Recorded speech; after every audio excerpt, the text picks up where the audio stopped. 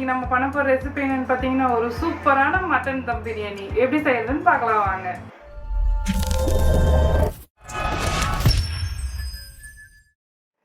Mutton தம் பிரியாணி செய்யறதுக்கு இந்த மாதிரி ஃப்ரெஷ்ஷான மட்டன் எடுத்துருக்கேன். இது நல்லா வாஷ் பண்ணியிருக்கேன். இது வந்து பார்த்தீங்கன்னா 1/2 கிலோ மட்டன். இன்னைக்கு நம்ம செய்ய போகிற மட்டன் தம் பிரியாணிக்கு நான் எடுத்துருக்க ரைஸ் பார்த்தீங்கன்னா சீரக சம்பா.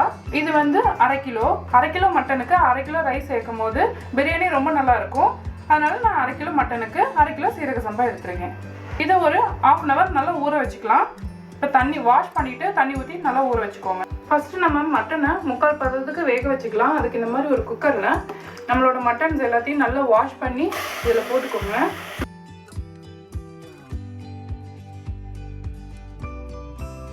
உப்பு 1/2 டேபிள் ஸ்பூன் ஆட் பண்ணிக்கோங்க. மஞ்சள் தூள் 1/4 டேபிள் ஸ்பூன். இப்போ இது ஒரு தடவை நல்லா கலந்து விட்டுட்டு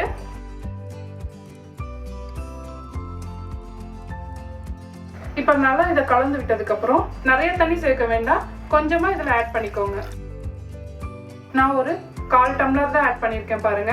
இந்த அளவுக்கு தண்ணி இருந்தால் போதும். கேஸ்கட் போட்டுட்டு இதை க்ளோஸ் பண்ணி வச்சிருங்க. இப்போ விசில் போட்டுட்டு ஒரு 4 விசில் விட்டுருங்க. இப்போ விசில் வரட்டும். இப்போ 4 விசில் வந்துருச்சு. இதை ஆஃப் பண்ணிடலாம். அடுத்ததான் நம்ம பிரியாணி செய்ய ஆரம்பிச்சிடலாம். எண்ணெய் 3 டேபிள் ஸ்பூன், பட்டை 2 துண்டு, ஏலக்காய் 5, மராத்தி மொக்கு 3, பிரிஞ்சி இலை 2, லவங்கம் 6-7, அன்னாச்சி பூ 1. இந்த எண்ணெய் சூடானதும் இது ஒரு தடவை நல்லா கலந்து வச்சுக்கோங்க. சோம்பு 1 டேபிள் ஸ்பூன், பெரிய வெங்காயம் 6, இது வந்து நீளமாக கட் பண்ணியிருக்கேன்.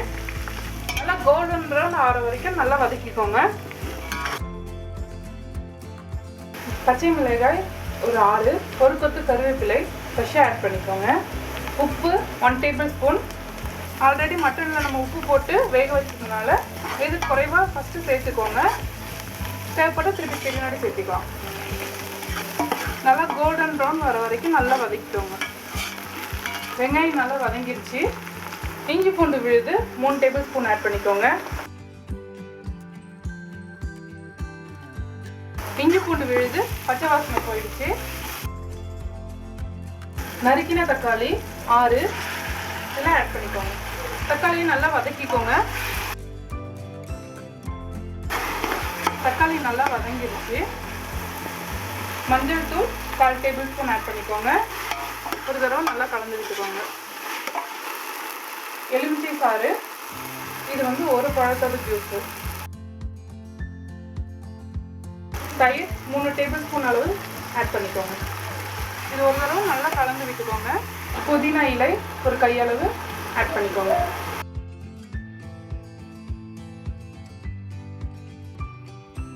மிளகாய் தூள் 1/2 டேபிள் ஸ்பூன்.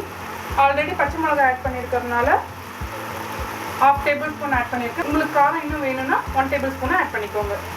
தனியாத்தூள் 1 tablespoon. Biryani masala 1 tablespoon. Garam masala 1/2 tablespoon. குழம்பு மிளகாய் தூள் 1/2 டேபிள் ஸ்பூன்.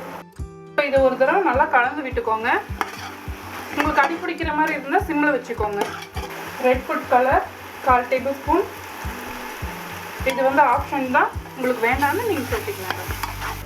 மசாலா பச்சை வாசனை போகிற வரைக்கும் வதக்கியாச்சு. நம்ம வேக வச்ச மட்டனை இப்போ இதில் ஆட் பண்ணிவிடுங்க.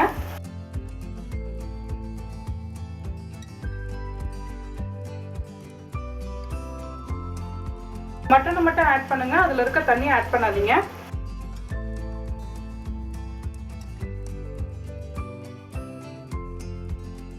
இப்போ வந்து அரிசிக்கு தண்ணி வச்சிடலாம்.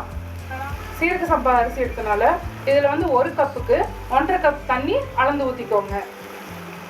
நம்ம மட்டன் வேக வச்ச தண்ணியை இப்போ அளந்து ஃபஸ்ட்டு ஊற்றிக்கோங்க. 1 கப் இருக்குது. நான் 2 கப் அரிசி எடுத்ததுனால 3 கப் தண்ணி வச்சுருக்கேன். அதுவே கரெக்டாக இருக்கும். தண்ணி நல்லா கொதிக்கிட்டோம். இதை ஊற்றி வச்சுருங்க. தண்ணி கொதிச்சிருச்சான்னு பார்க்கலாம். தண்ணி நல்லா கொதிச்சிருச்சு. அடுத்து நம்ம அரிசி ஆட் பண்ணிடலாம். நம்ம ஊற வச்ச அரிசியை இப்போ இதில் ஆட் பண்ணிடுங்க.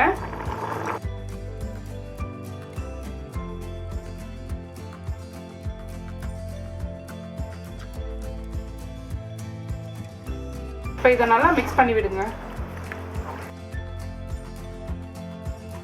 இப்போ இந்த தண்ணியை டேஸ்ட் பண்ணி பாருங்க, உப்பு சரியா இருக்கான்னு பார்க்கறதுக்கு. சரியா இருக்கு நம்ம சேர்த்தன உப்பு. நெய் 2 டேபிள் ஸ்பூன் ஆட் பண்ணிடுங்க. இப்போ இதை ஒரு தடவை நல்லா கலந்து விட்டுக்கோங்க. மறுபடியும் மூடி வச்சுடுங்க. 2 நிமிஷத்துக்கு ஒரு தடவை எடுத்து கலரி விட்டுட்டே இருங்க, இல்லைன்னா அடி பிடிச்சிடும். இப்போ 2 நிமிஷம் ஆயிடுச்சு. ஒரு தடவை கலந்து விட்டுக்கோங்க. ரொம்ப நல்லா இருக்கு ஸ்மெல்லே. தண்ணி மேலே இருக்க மாதிரி தான் இருக்கும், ஆனால் கீழே அடி பிடிச்சிடும். அதனால ஒரு தடவை கலந்து விட்டுட்டே இருங்க. மறுபடியும் இதை க்ளோஸ் பண்ணிடுங்க.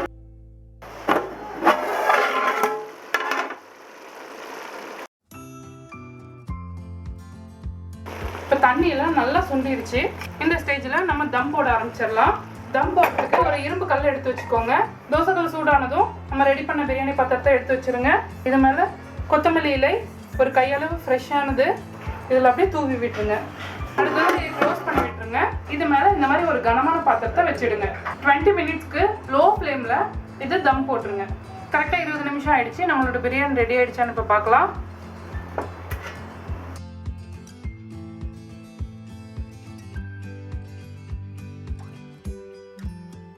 இப்போ ஒரு தடவை இதை நல்லா மிக்ஸ் பண்ணி விடுங்க.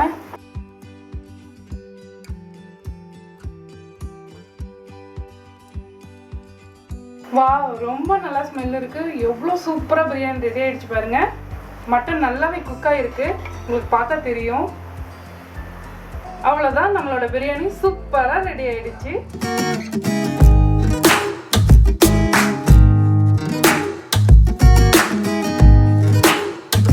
மட்டன் தம் பிரியாணி ரொம்பவே சூப்பராக வந்திருந்தது. ரொம்ப நல்ல ஃப்ளேவராக இருந்தது. கண்டிப்பாக இந்த ரெசிபி வீட்டில் ட்ரை பண்ணி பாருங்க. மனமும் சுவையும் சேனலை சப்ஸ்கிரைப் பண்ணாதவங்க சப்ஸ்கிரைப் பண்ணிக்கோங்க. பக்கத்தில் இருக்க பெல் ஐக்கானே அழுத்திக்கோங்க. லைக் பண்ணுங்க, ஷேர் பண்ணுங்க. உங்களுக்கு விருப்பமான டிஷ்ஷஸ் எதுவாக இருந்தாலும் என்னோட ஷேர் பண்ண நினைச்சீங்கன்னா கமெண்ட் பாக்ஸில் கமெண்ட் பண்ணுங்க.